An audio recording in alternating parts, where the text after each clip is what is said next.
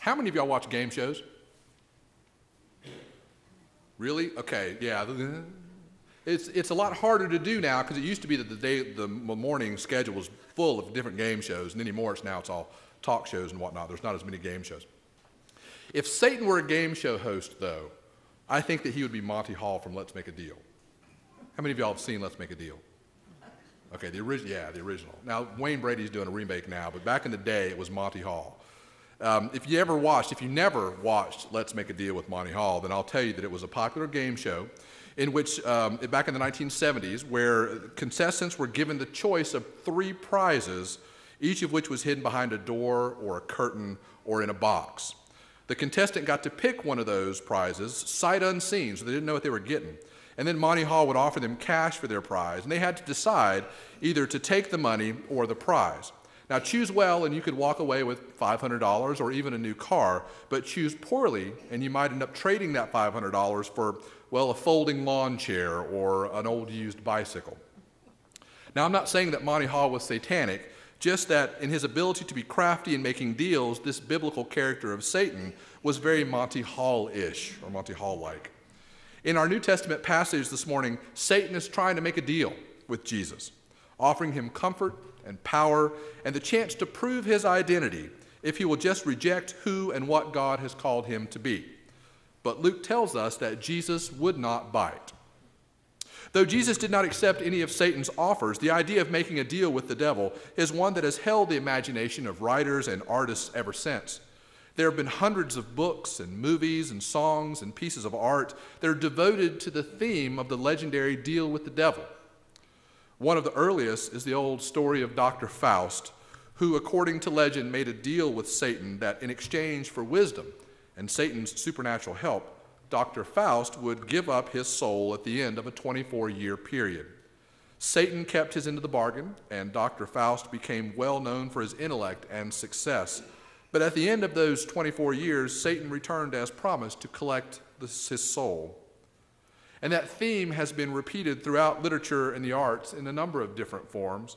The Broadway musical Damn Yankees tells a story of an older man who makes a deal with the devil to exchange his soul for a successful baseball career.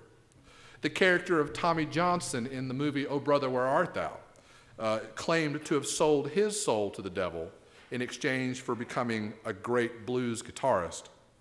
The Charlie Daniels Band scored a hit in 1979 with a song entitled The Devil Went Down to Georgia, in which a young man is challenged by Satan to a violin duel. I'll bet a fiddle of gold against your soul that says I'm better than you. Satan loses, of course. But one of my favorites is an episode of The Simpsons in which Homer sells his soul to Satan for a jelly donut. When the devil, played by Ned Flanders, comes to collect his due, Marge protests, arguing that when they were married, Homer had pledged his eternal soul to her. Therefore, he could not legally trade away that which did not belong to him in the first place. A jury of notorious historical figures like Benedict Arnold and Blackbeard the Pirate and the starting lineup of the 1976 Philadelphia Flyers sides with Marge, and the devil loses again. But can you really sell your soul to Satan or to anyone else, for that matter? Well, University of Iowa professor Kim Brew McLeod once sold his soul on eBay as a form of social commentary and was paid $1,325 for it. That's not a joke. It was reported in a number of mainstream news sources, including the Boston Herald, and you can Google it even today and still find lots of references to it. There were 30 bidders for his soul, and the winner received a deed to the soul and a 4-ounce jar, which presumably contained the soul. But this was not the first time that Mr. McLeod sold his soul either. When he was in high school, he sold 100 copies of his soul for $4.95 as a fundraiser to help pay for his senior prom. Which brings us back to that question, can you really sell your own soul? Well, literally, no. But figuratively, oh yes, you can, and we do it all the time. Now, I asked my wife, Mary, what does it mean to sell your soul? And she said, instant gratification. What do you mean, instant gratification, I asked. She looked up at me and sort of rolled her eyes and sighed like she was explaining this to a 4-year-old. I mean, she said, that selling your soul is a metaphor. for trading in your principles and values, the things that you believe in, for instant gratification. It means taking the easy way out. It means focusing only on how your actions affect you and losing sight of the big picture. In short, it means giving in to temptation. Oh, I said, I think I understand now. And since I thought you all would appreciate me being more academically stringent in my research than just asking my wife over the dinner table, I consulted Fred Craddock, who's a professor at Candler School of Theology in Atlanta, and his commentary on Luke, in which he writes, "A real temptation beckons us to do that about which much good can be said. We are rarely tempted to sell our souls in exchange for pain and hardship. A real temptation is an offer not to fall, but to rise. The serpent in Eden did not ask, 'Do you wish to be like the devil?' but rather, 'Do you wish to be like God?' Of course, temptation is hard to resist. After all, what self-respecting tempter would approach a person with offers of personal, domestic, or social ruin?" So my wife, the pastor, and Fred Craddock, the academic, agree about temptation and exchanging one's soul for instant gratification. Which got me to thinking about our scripture lessons for this week. Adam and Eve, when faced with temptation, gave in. They were quick to make a trade for what seemed at the time to be a better option. But the point of that story is not that they succumbed to the allure of tempting fruit and a slick-talking snake, but that they exchanged the life for which they had been created, one defined by fellowship and communion with God, for something that in the short term looked a lot better, but really wasn't. And in comparison, Luke's story is not just about Jesus resisting Satan's attempts to make a deal. That's how Christians have traditionally understood that story. Satan tried to tempt Jesus to sin, and Jesus resisted. But what did Satan want in the deal? In the shaping and telling of this story, Luke points out to us that what Satan wanted in exchange for instant gratification was for Jesus to reject the person that he had been created and called to be. Now, in the first 3 chapters of his gospel, Luke tells us in every way imaginable that Jesus is the Son of God. The angel Gabriel says it. John the Baptist uses the words of the prophet Isaiah to say it. The old man Simeon says it. The long genealogy at the beginning of Luke's gospel says it. And the very words of God say it. This man is the Son of God. But when Satan meets Jesus out in the wilderness, his first words to Jesus challenge that identity. If you are the Son of God. With that one little word, if, Satan tries to tempt Jesus into redefining what it means to be Son of God. If you are the Son of God, then you can turn stones to bread. You can reign as a worldly king over all the earth. You can fall and not be hurt.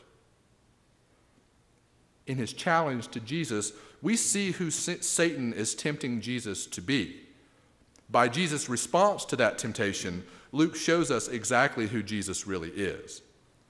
In the challenge to turn stones to bread, we see Jesus tempted to use the powers of heaven to satiate his own hunger, to make his own daily life easier and more comfortable. Not extravagantly so, mind you, just bread from stones.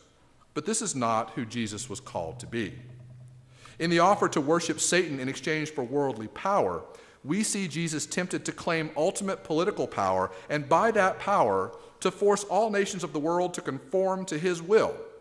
But this is not who Jesus was called to be. In the dare to throw himself down from the temple, we see Jesus tempted to call upon the heavenly host to prevent him from coming to harm, even his own eventual capture and destruction at the hands of the Roman authorities. But this is not who Jesus was called to be. In rejecting the deals that Satan offers him, Jesus is effectively stating that his life will be defined not by self-gratification, not by taking the easy road, but by trusting in God. And that's important, because the things that Satan offers Jesus in this story were most likely things that Jesus was tempted by, not just one time in the wilderness, but many times over the course of his life and ministry. How many times did Jesus see someone hungry or in need of shelter or clothing? And how many times was Jesus himself cold and hungry? And yet there are very few recorded instances of Jesus using his power to perform miracles to reverse the socioeconomic situation in his world, and none of him using his power to improve his own lot in life, though he must have been tempted to do so. And how many times did Jesus witness the oppression and injustice brought about by the Roman Empire and by the wealthy and the powerful and by the religious authorities, and yet rarely, if ever, did Jesus use his power to perform miracles to change the political situation in his world, though he was probably tempted to do so? And how many times was Jesus tempted to opt out of a life which would end on a cross? In the Garden of Gethsemane, we are told that Jesus prayed, "If it be your will, let this cup pass from my hands." And most likely, that was not the only time that Jesus was tempted to use his power and position to call upon the angels to rescue him, but he didn't, because he trusted that God's long-term plan was better than short-term solutions and instant gratification. Rita Mae Brown once wrote, "Lead me not into temptation, I can find the way myself." But temptation is not just about standing in the kitchen in the middle of the night in your boxer shorts by the light of the refrigerator debating whether or not to eat that last chocolate cupcake. It's about standing in the wilderness and facing the truth about who we are and about who God has created us to be, and deciding if we want to accept that life or trade it for what's behind the curtain. And unfortunately, we make that trade 1,000 times over, usually without even realizing it. Every time we choose to reject the life to which God has called us in favor of a life of self-gratification, every time we turn away from God's path and set out on our own, we give in to temptation and we sell our souls a little bit more. You see, trusting God really means trusting that God's way is the best way for our lives. God's way is challenging and difficult, and there are lots of places along the journey where a shortcut would really make things easier. And that's what we call temptation. Those opportunities to ignore and forget or rationalize away the things that Jesus did and taught because, well, that didn't apply to me, or well, Jesus was a special case, or surely Jesus didn't mean that. Temptation is those opportunities to take the easy way and in doing so, trade God's way for something else. And we all face those temptations because, well, let's face it, God's way is hard. It's hard to let go of our own plans and trust in God's plan. It's hard to be humble when the world doesn't seem to respect humble people. It's hard to be yourself when your friends and peers seem to expect something else from you.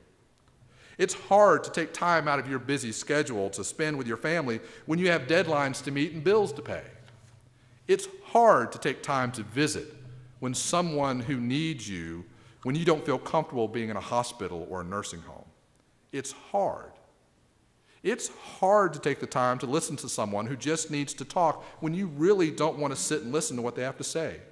It's hard to care for others when you feel like someone should be caring for you. It's hard to be in church or in Sunday school or at youth group or in a church committee meeting or working on a mission project when you have homework to do or when you have games to play or when you'd rather just be somewhere else. It's hard to love people who aren't like us, who don't look like us or think like us or believe like us. It's hard to do things God's way. And so we turn away from God 1,000 different times in 1,000 different ways, and every time we do, it's like we've sold our souls for a jelly donut.